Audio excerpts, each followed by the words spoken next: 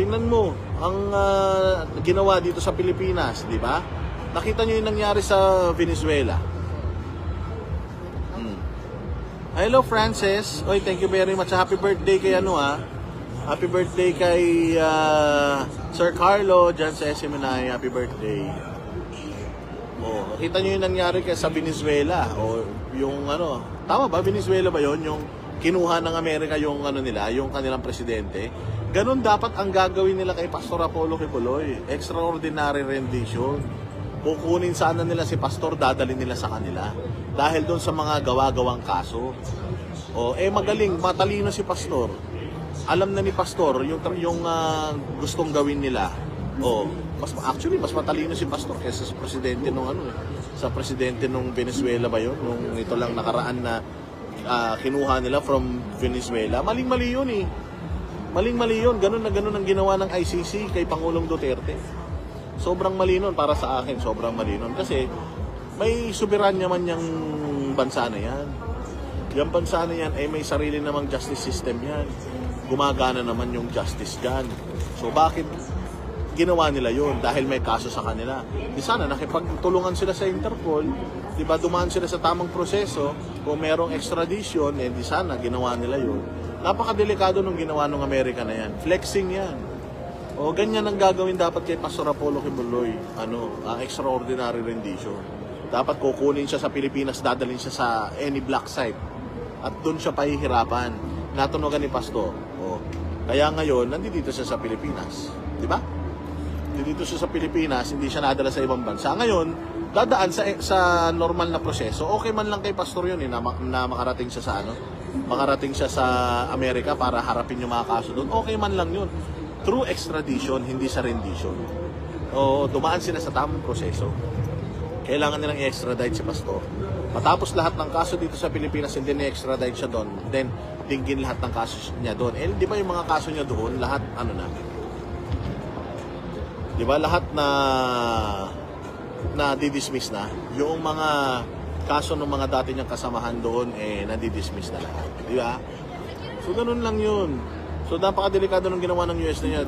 Yun din ang gusto ng US na gawin kay Pastor Apollo Kibuloy nung kunin siya dito sa Pilipinas. Hindi lang nila nagawa kasi matalino si Pastor. Iba yung kay Father Flavi, kay Pastor. Kasi yung kay Pastor, yung mga yung mga ganyan din naman ang tawag nila kay PRD, di ba? Na keso Mangkanor, keso ganyan. Na yan? Lahat ng mga paninira kay Pastor political. Lahat ng paninira kay Pastor is because threat si Pastor sa lahat ng mga magnanakaw sa Pilipinas. Threat si Pastor sa lahat ng mga kriminal sa Pilipinas. Because kung si Pastor nanalong senador, sigurado ako na hindi na kailangan mag-ingay ni Leviste ngayon. Hindi na kailangan mag-ingay ni Kiko Barsaga. Sigurado ako si Pastor Apollo Kibuloy kayang-kaya niyang i-expose lahat ng katiwalian ng gobyerno. Oy, ako si Makabayan, shout out sa'yo, mabuhay ka. Ganun lang yan. So yan si Father Manyakol, walang hiya ka. Kapal ng mukha mo. Ang hilig mong sumita sa mga Duterte pero nuknukan ka ng kademonyohan. Manyakis. Yan ang totoong manyakis. Kasi ang totoong manyakis, yung patago. Oo, yan ang manyakis, yung patago. Yung hindi inaamin. Katulad si PRD. Inaamin man ni PRD, marami siyang chicks. Inaamin man ni PRD, marami siyang asawa. Hindi ba? Alam ng tao yun. Ang mahirap nun, yung putang na bait-baitang kang ganyan. Tapos nagbibigay ka pa ng ostya. Tapos po siya nagbibinyag ka pa.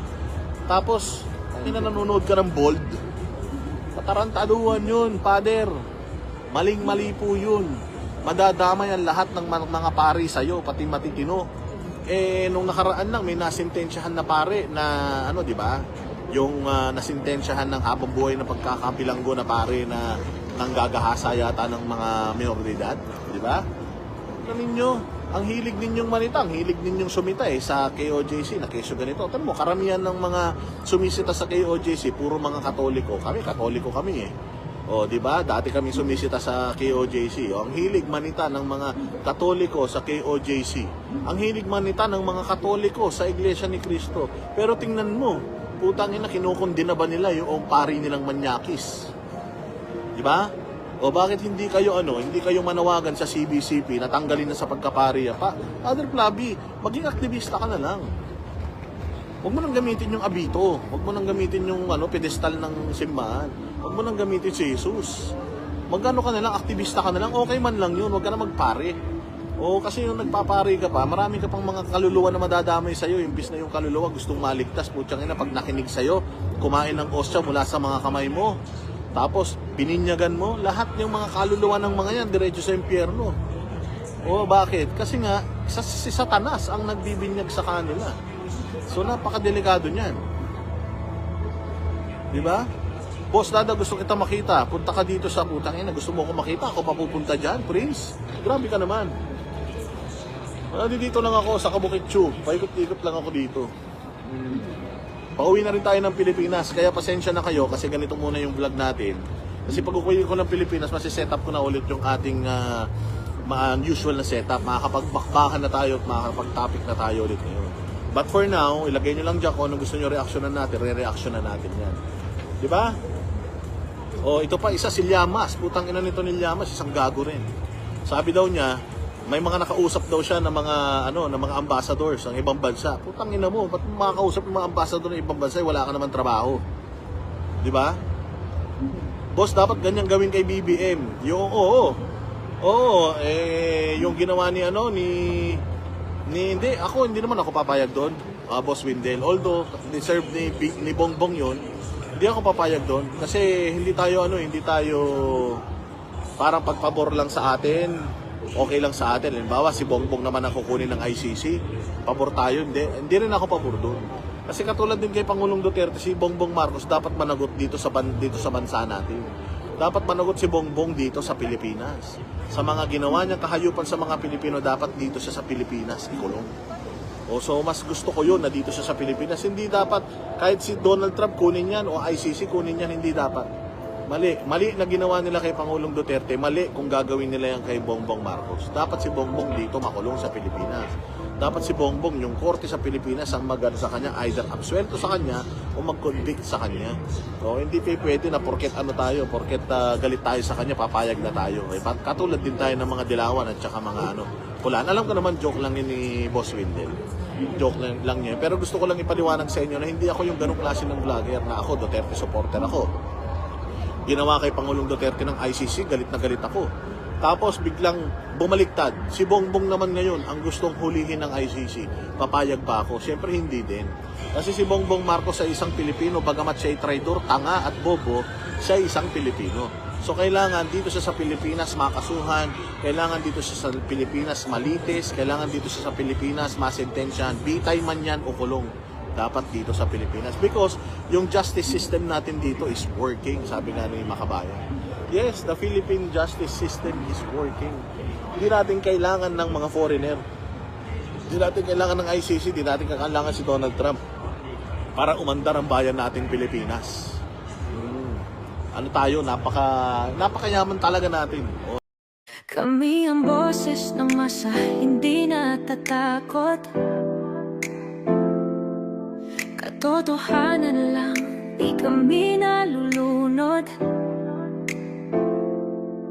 Walang bahid ng sismis, lahat ay totoo. Kahit sino ka pa, pag mali ka babanatan ka.